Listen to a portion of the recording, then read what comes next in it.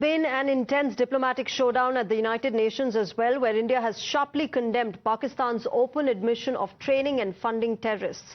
India's envoy to the United Nations has hit out at Pakistan's Defence Minister Khawaja Asif, accusing him of openly confessing to the role of the Pakistani government in supporting terrorist activities. This, remember, comes in the wake of the deadly Pahalgam terror attack in Jammu and Kashmir, which left 26 innocent tourists dead.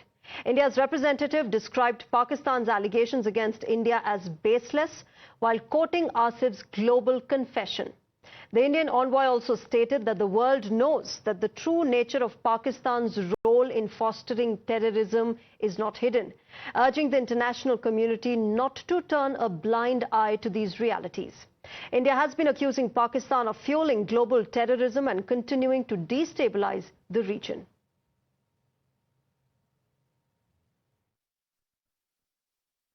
It is unfortunate that one particular delegation has chosen to misuse and undermine this forum to indulge in propaganda and make baseless allegations against India.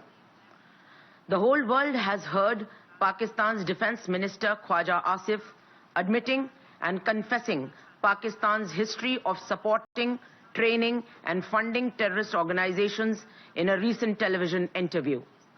This open confession surprises no one and exposes Pakistan as a rogue state fueling global terrorism and destabilizing the region.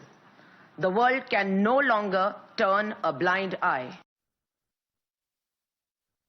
Remember, in an interview with the British media, Pakistan's Defence Minister had openly acknowledged that their country had been involved in backing and funding terror organizations for over 3 decades. When asked about Islamabad's history of aiding terrorist groups, he did not hesitate to admit that the country had, in his words, been involved in the dirty work on behalf of the West. Listen into what he said. Now remember, in the wake of the devastating Pahalgam attack, India has launched a decisive diplomatic offensive aimed at isolating Pakistan on the global stage. As tensions between the two nations escalate, India is opening all diplomatic channels, leveraging its strong diaspora networks to amplify public sentiment and ensure that the message of terrorism and Pakistan's complicity is loud and clear.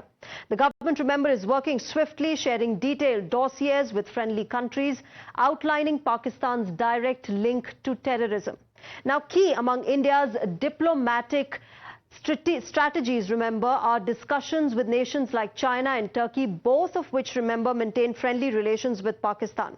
India is urging these countries to reassess their support, emphasizing the growing international concern over Pakistan's role in global terrorism. The Indian government has been sharing an array of sensitive documents as well, including phone call records, internal memos, and a disturbing nexus between Pakistani missions and terror funders. Satellite images of terror camps have also been presented to substantiate India's claims.